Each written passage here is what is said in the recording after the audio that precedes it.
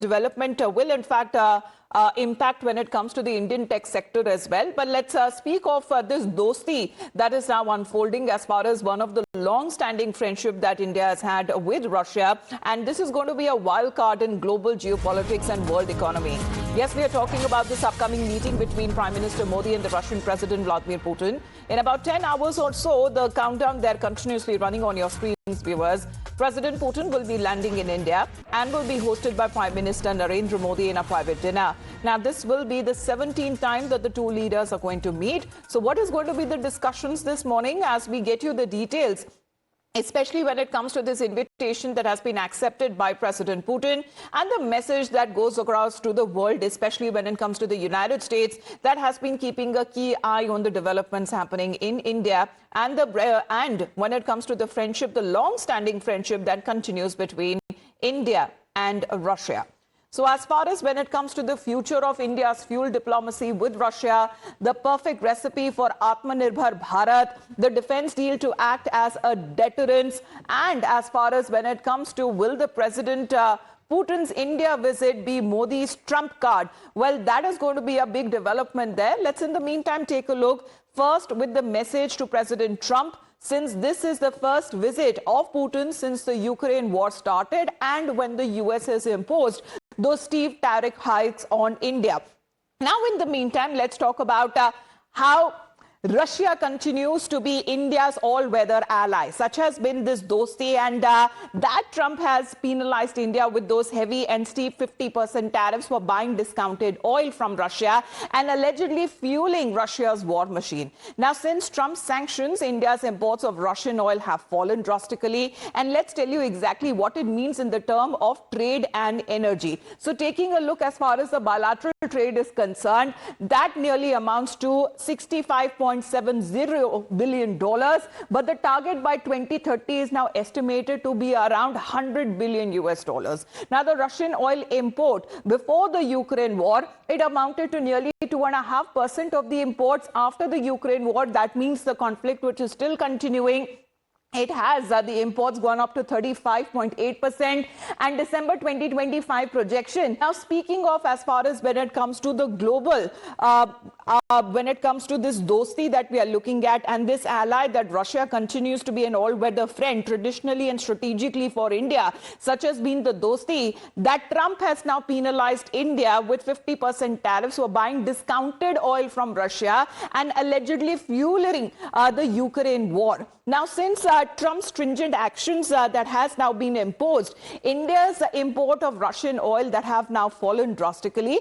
And as far as what the claims that has been made on part of the United States, and as far as not just coming in from Donald Trump's data, but from his advisors as well, they have categorically singled out India every single time. So the US has been claiming that India fuels Russian war machine. They have been calling it as Modi's war. But the facts suggest that no sanction on Russian oil, price cap by G7 and by EU as well, who still also continue to purchase Russian oil.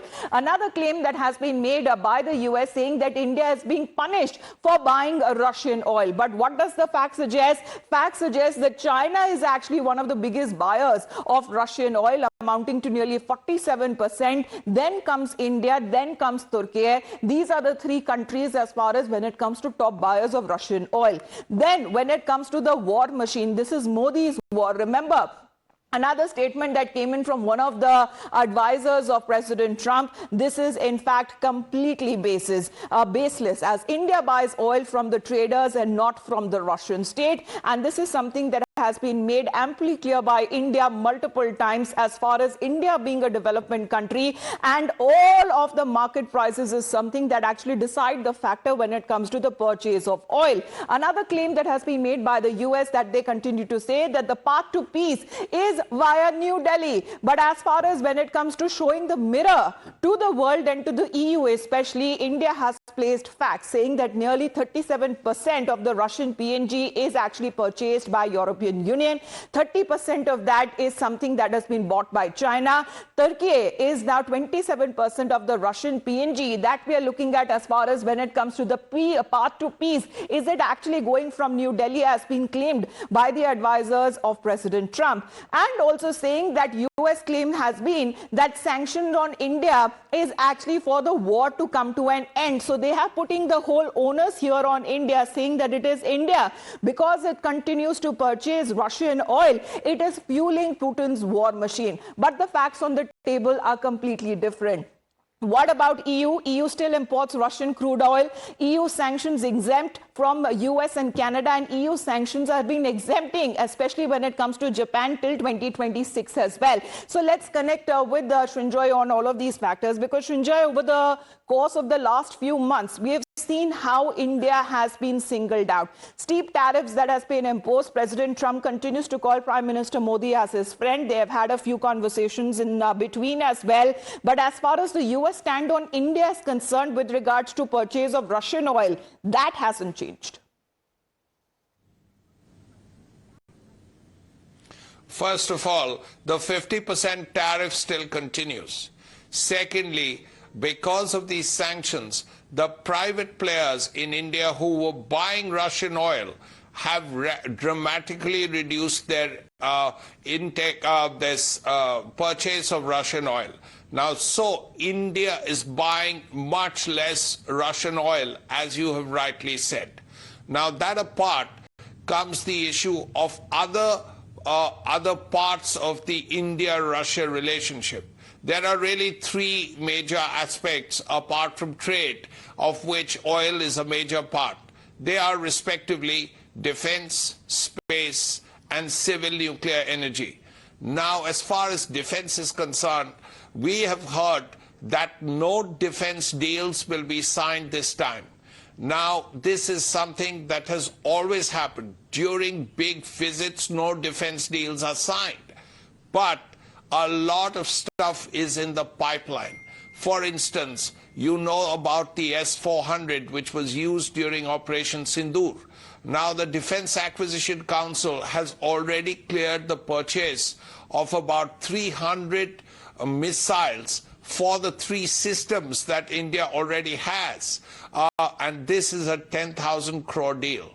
Apart from that, there will be two more systems that India has already contracted for. Defense sector, we're just going to delve into more details on that front, Srinjoy, but just interrupting you, because Mr. Fabian is connected with us, former ambassador joining us here on the broadcast. Mr. Fabian, good morning to you. How are you viewing as far as when it comes to geopolitical situation that India currently finds itself in? India's dost, Putin, is now coming to India. Good morning. Thank you. I am of the view that India is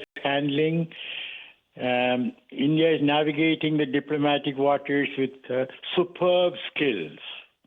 And I also want to say that the Putin visit is going to be a great success for President Putin and for Prime Minister Modi and for the two countries, and it would have good impact on the rest of the world. And another point is that really there is an elephant in the room when President Putin and Prime Minister Modi meet, and that is President Trump, the big elephant. And really Putin should send a thank you note to Trump, because it is because of Trump's tariffs and other actions that have smoothened the way for Putin's success. Right. And the little elephant in the room is the European Union. You know that the ambassadors of UK, France, and Germany did something totally undiplomatic. Yes. And our External Affairs Ministry has reacted in a very measured, sensible way. Yes, sir. So what is happening is very good. for all, not only for India and Russia, but also for the rest of Well, the world. only further cement when it comes to these friendship ties between India and Russia. Mr. Fabin, I appreciate you joining us here on the broadcast, because as far as the other factors of this dosti is concerned, we'll be also taking a look as far as India-Russia Relos Pact and also decoding what both nations are now bringing to the defense table and how it strengthens India's military deterrence globally. So let's take a look as far as this mutual deployment of warships and aircraft. Now, what is the purpose that is being sought? The purpose is to faster turnaround when it comes to during operations or military operations.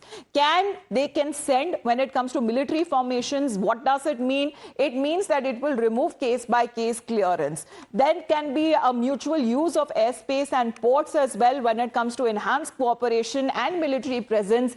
That is something that has now been amounted as far as India-Russia defense ties is concerned. Also to regulate dispatch of troops, equipment, logistics. What does it ensure? It ensures that there is food, there is fuel, and there is ammunition for the forces. Can it be used for non-military purpose? Yes, as far as it helping when it comes to humanitarian aid, disaster relief efforts as well. So all of these developments that are now stacking up, as we are looking at these developments in about 10 hours from now, what we are looking at, all of these developments and this comprehensive coverage you'll be watching only on Times Now.